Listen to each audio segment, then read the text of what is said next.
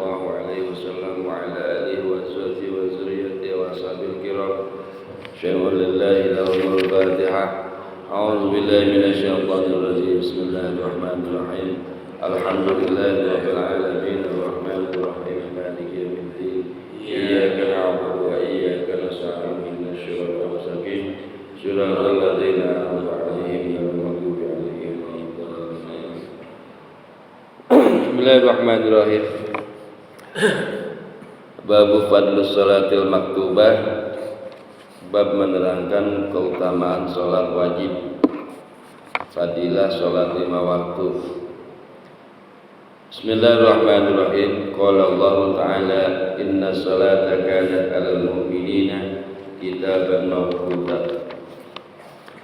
Qala Allah Ta'ala, qala telah berfirman Allah, siapa Allah Ta'ala yang Maha Tinggi, inna salata, sesungguhnya salat itu kanat 'alal mu'minina kitaban mawquta.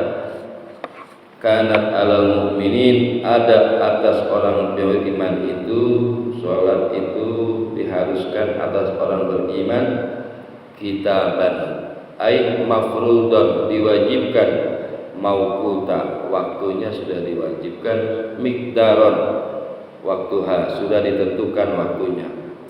Fala tu'akhkharu anhu, dan jangan sekali-kali diakhirkan dari waktu sholat tersebut. Jadi sholat itu waktunya sudah ditentukan. Maghrib jam 6, Isya jam 7, subuh jam 4:30, zuhur jam 12, asar jam 3:04 atau 4. Enggak boleh sholat maghrib di waktu sholat Isya jam 9, enggak boleh.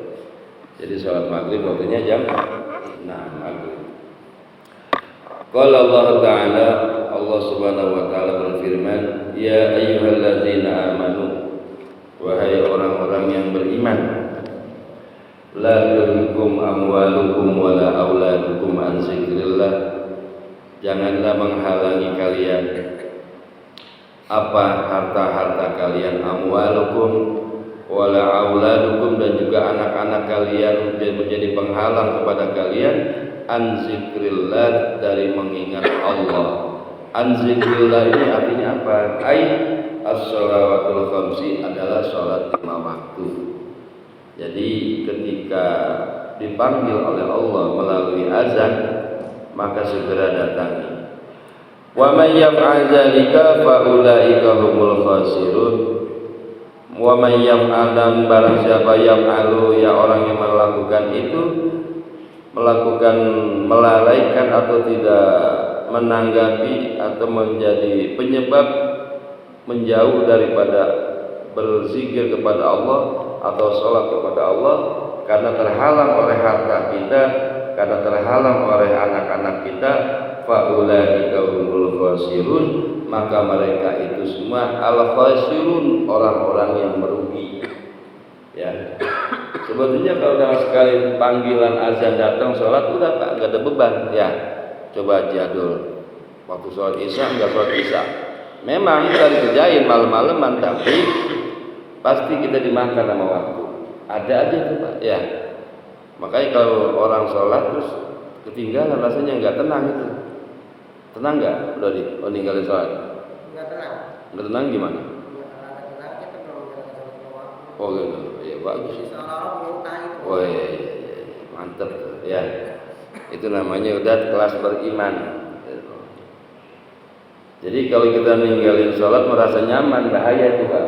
Ninggalin sholat nggak sholat kita nyaman, hati-hati itu. Hati kita mati namanya. Wa akhraja al-Hakim an Ibnu Umar.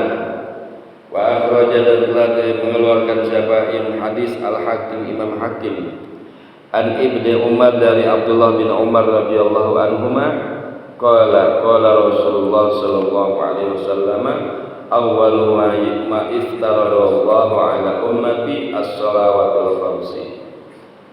Dari Hakim, dari Sayyidina Abdullah bin Umar.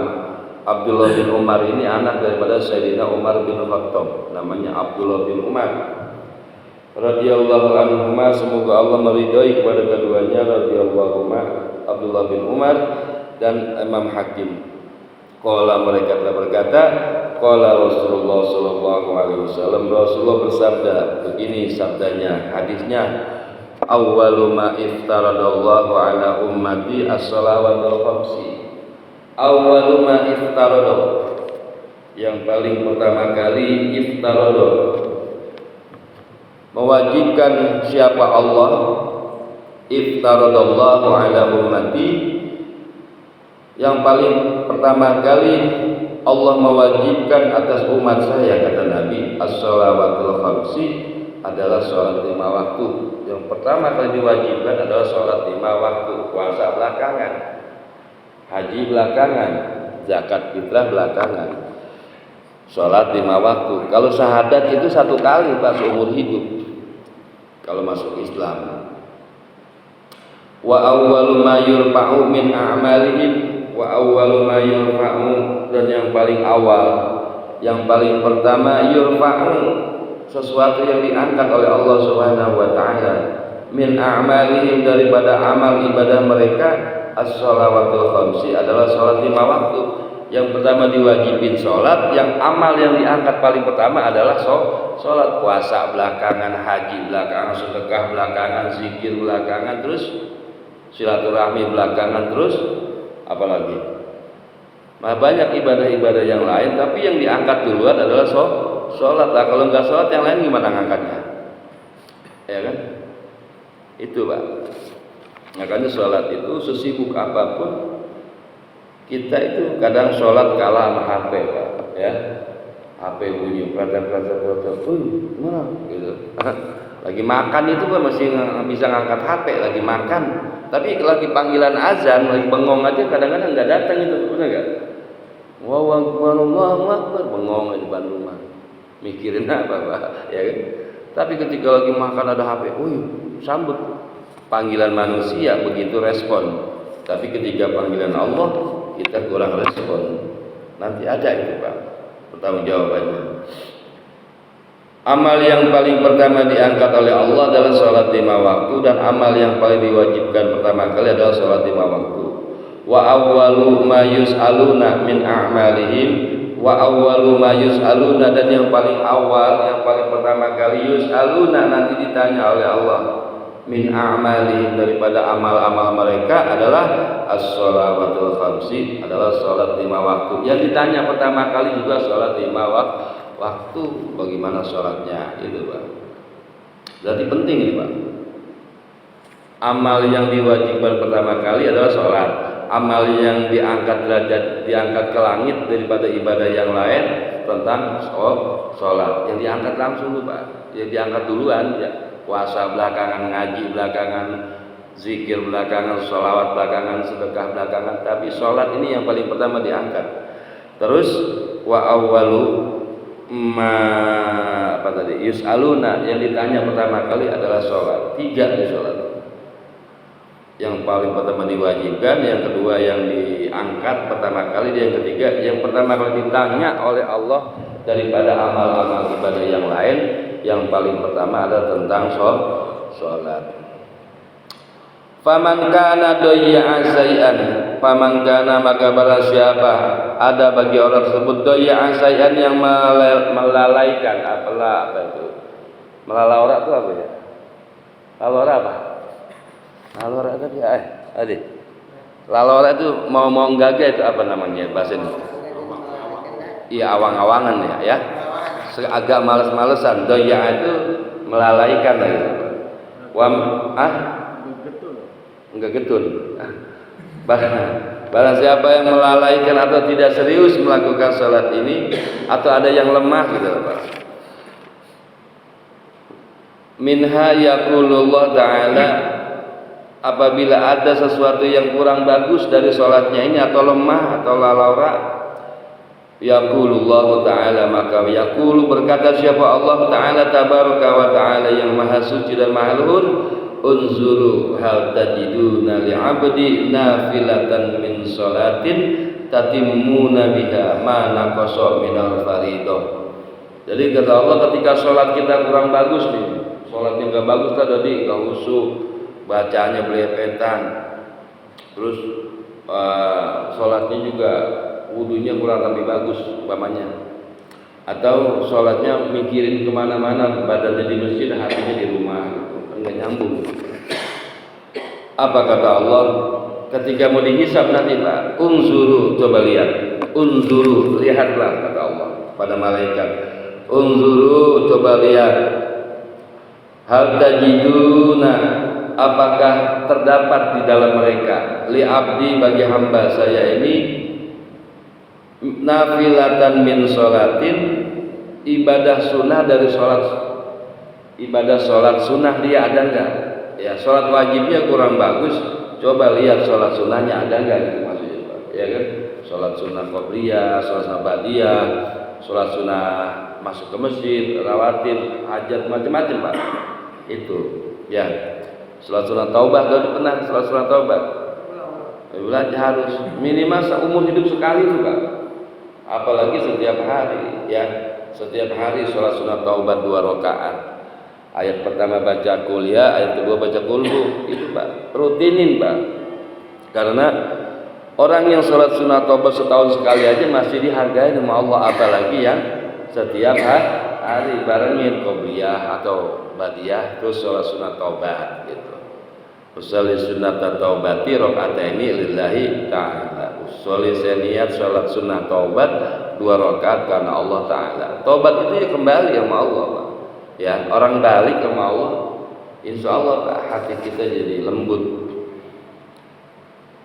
Orang yang sering sholat sunnah taubat Pak, meninggalnya husnul khotimah, meninggalnya husnul khotimah. Karena setiap saat dia memohonkan ampun. Apa doanya itu Pak? Allahumma ighfirli zunubi. Terus apa lagi? Allahumma khtim lana, Allahumma khtim li ala min husnil, Allahumma khtim alaina bi husnil khatimah. Allahumma khtim alayya alaina. Kalau sendirian iya, kalau bareng-bareng nah. Coba lihat sholat, ada sholat sunnahnya enggak tuh? Kalau sholat wajibnya enggak bagus, tatimmu nabiha, untuk menyempurnakan sholat wajibnya. Kalau banyak sholat sunnahnya, kata Allah, lihat ada sholat sunnah enggak. Kalau sholat wajibnya enggak bagus, dilihat sholat sunnahnya lagi. Itu menyempurnakan, tatimmuna, menyempurnakan daripada sholat wajib kita. Mana qasa minal faridah, akan sesuatu yang kurang daripada sholat 5 waktu. Wanzuru fi siyami abdi, dan selanjutnya lihatlah dalam puasa hamba saya, kata Allah. Lihat puasanya. Sahru Ramadan, pada bulan Ramadan. Fa in kana dayya asai'an, maka jikalau ada puasanya itu lemah, puasanya enggak bagus, minhu fanzuru hal tajiduna bi abdi nafilatan min siyamin. Coba lihat ada puasa sunnah enggak Senin Kemis gitu Pak. Suka puasa Senin Kemis. Puasa Senin Kemis itu menyempurnakan puasa wajib bulan Ramadan. Jadi lihat puasa sunnahnya ada enggak? Tatimmu nabiha, menyempurnakan dengan puasa sunnah itu syahrul tatimmu nabiha mana qasa min siyamin, menyempurnakan daripada puasa-puasa wajib kita. Kalau sering puasa sunnah Pak.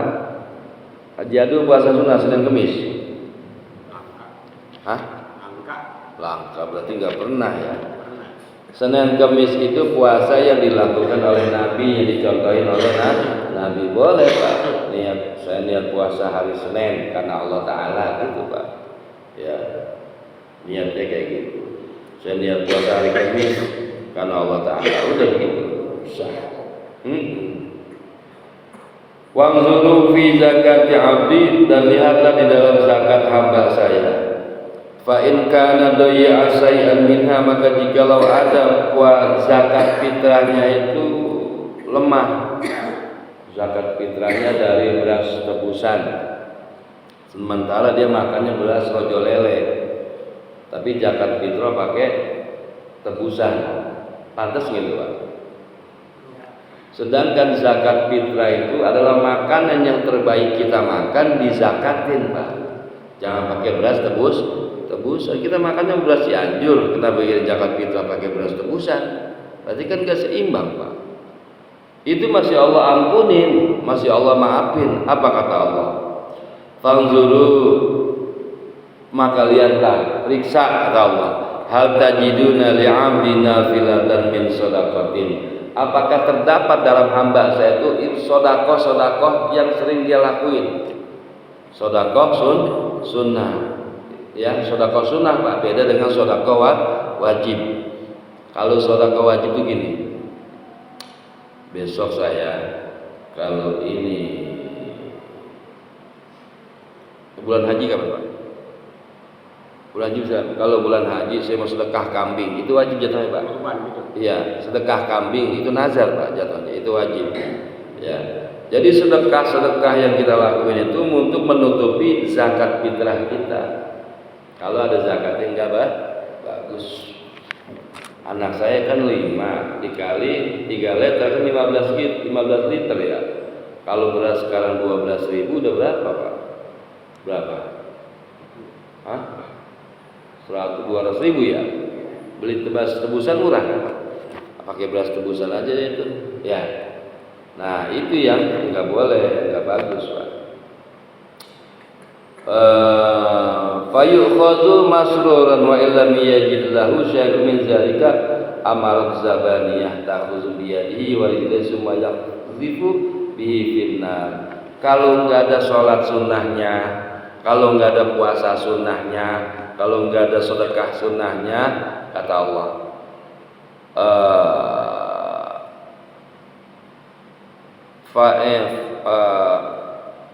fayukhadhu ala zafaraidillah wa zalika bi rahmatillah. Kalau dia melakukan itu semua, sholat sunnah, puasa sunnah, dan sedekah sunnah, Allah mengatakan fayukhadhu, maka giringlah mereka, ambillah mereka masruran dalam keadaan lahu wakila lahu adkhala jannah masruran, dikatakan masuk surga secara berbarengan, berbahagia. Masuk surganya sambil joget-joget tuh, itu senang. Kalau ibadah wajib dibarengi dengan sholat sunnah, ibadah sunnah, makanya ada qobliyah, ada ba'diyah, namanya rawatib.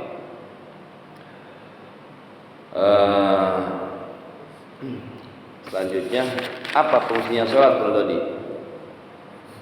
Kata Nabi ini, innal abdal muslimah, sesungguhnya seorang hamba yang Islam, muslim, liyusalliya, kemudian dia sholat, liyusalliya sholata yuridu biha wajhallah, melakukan sholat karena mengharapkan ridho Allah. Fatahaqqat anhu dzunubuhu, maka rontok dosa-dosanya. Kalau sholatnya mengharap ridho Allah, kata Nabi, fatahaqqat anhu dzunubuhu, maka rontok dosa-dosanya, kama tahaqqat hadzal waraku, sebagaimana rontoknya daun dari pohon-pohon yang kering. Kalau sholatnya karena mengharap ridho Allah, ya Allah saya sholat mengharap ridho-Mu, begitu Pak. Ya diomong nggak apa-apa. Allahu Akbar, ya Allah saya sholat mengharapkan ridho dari-Mu. Itu bukan mengharapkan pahala. Kalau mendapatkan pahala belum tentu dapat ridho. Kalau mengharapkan ridho Allah, kerelaan Allah, keikhlasan Allah, kesukaan Allah, terserah mau dikasih berapa juga kan, gitu Pak, ya kan? Seridonya, ridho itu bisa banyak bisa sedikit, tapi dikasih Pak. Kalau minta ridho. Tapi kalau kita nuntut pahala sholat, Allah tanya lagi, sholatnya udah bener belum? Kayak gitu Pak. Ya itu masalah. Ya.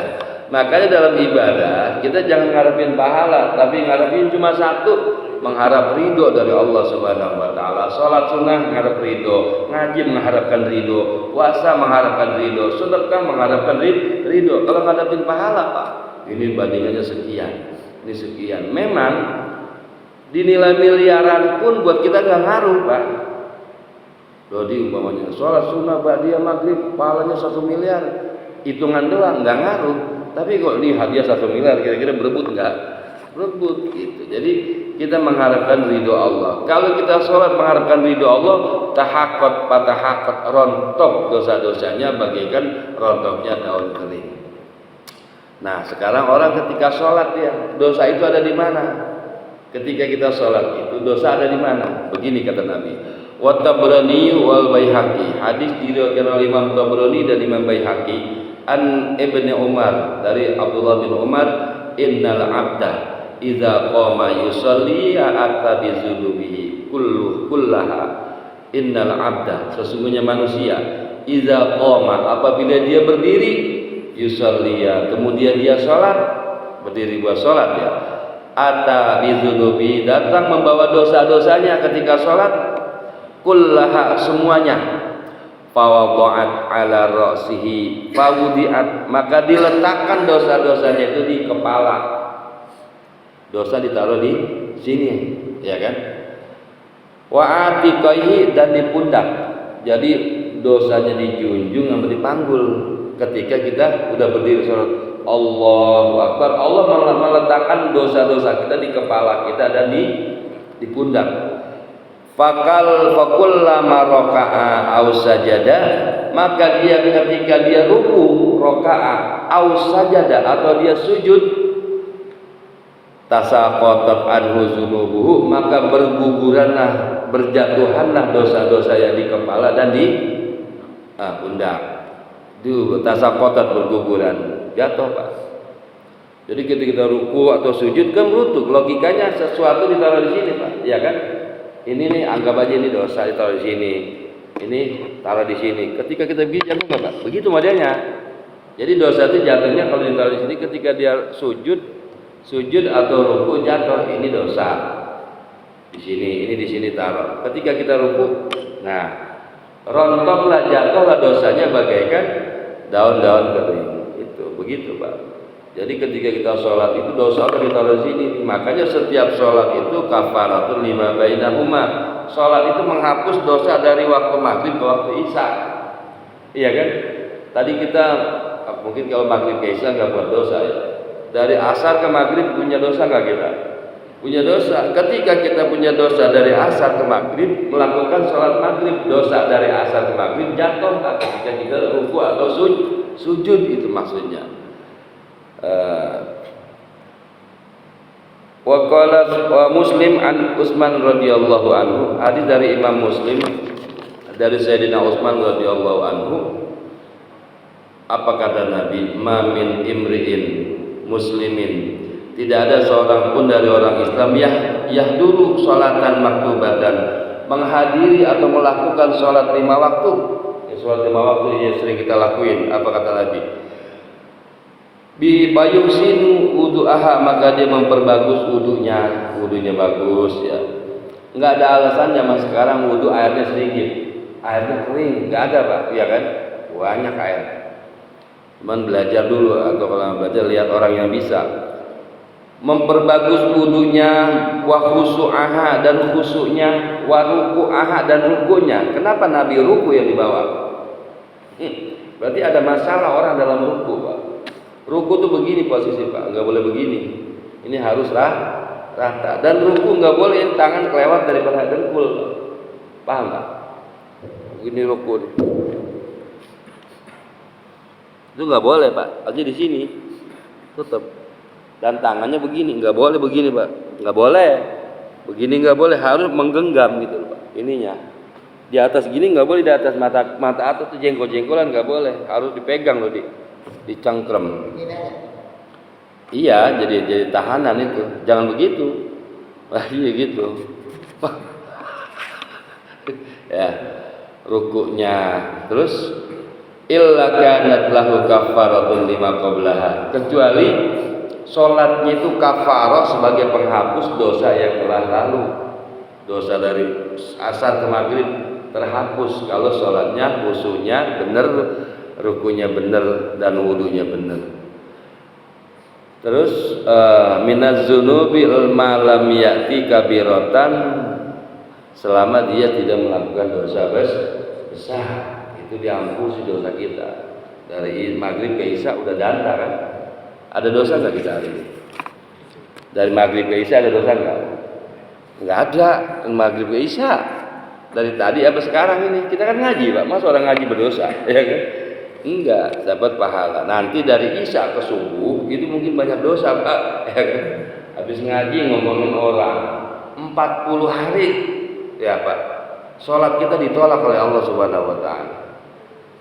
Man nazara bi aurati akhihi, barang siapa yang memandang kejelekan saudaranya, lam yakbalillah, maka tidak akan diterima oleh Allah salatu arba'ina yauman, salatnya tidak diterima selama 40 hari.